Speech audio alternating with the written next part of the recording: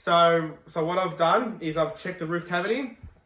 I've checked around the front. I couldn't find anything. Couldn't smell anything. So what I've done is I've checked around here. Checked above. There was no signs of any smell. I've checked behind the couch. I felt all the way underneath here, and I realised there was a gap. So obviously mice is coming in and out through here. And as soon as I stuck my nose right here, I can smell something coming through.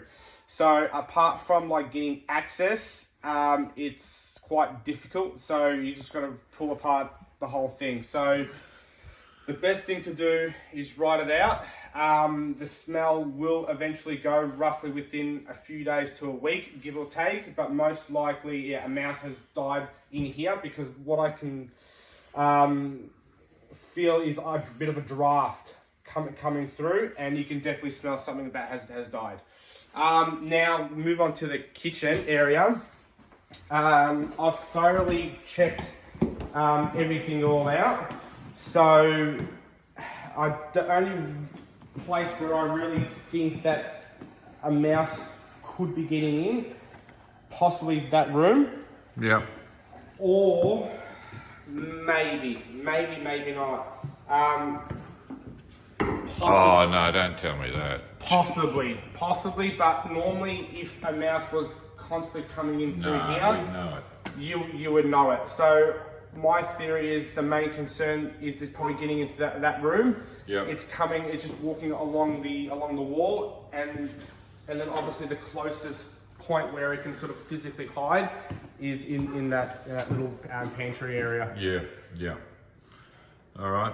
So what would you recommend to get rid of this last one if it's indeed the last that's causing that smell? No, not the smell, but Sarah reckons there was a couple of little ones down here, like a little bit of mouse shit, you know? The droppings that I can see, they're juvenile droppings, so obviously they're breeding close by. Oh, fuck, really? Yeah, but this is our sort of quietest. This is our busiest period because it's cold and they want warmth. Okay. So, although it's been 2 weeks, it's still early. All right, so okay. There's very minimal activity on the actual little mouse boxes. Yep. So you just need to give it time. Okay. And with the mice, they go in the stations, and then once they consume the poison, it takes about 5 to 7 days for the poison to kick in. Okay. So, but what happens is they go back for multiple feeds, and hoping they should all die outside. But yes, there's still always a possibility that a mouse could possibly die in the house. In the house somewhere, or in the roof. But I've definitely checked everything all out. The gentleman that came last time, he did his job right. He got some steel wool. He blocked this beside there. Yeah. He blocked a few other spots. Yeah. But with mice, they can squeeze into little tiny spots. Wherever you can put like a pencil in, a mouse can get through there. Wow. So by blocking things, it does help, it does work. You're just eliminating their access points and making it harder for them to get in.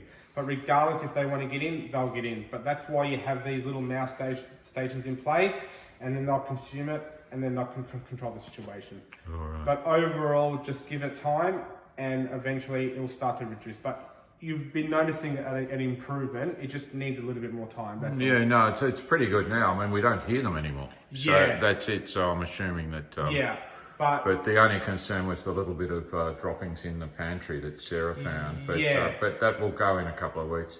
All right, sounds good. Within a couple of weeks or maybe more. As I said, it all depends on how long it's been going for. And sort of the population and everything else. Okay. So, but at least we found it. But unfortunately, couldn't remove it. All right. No worries. Thank you. Thanks, Adam.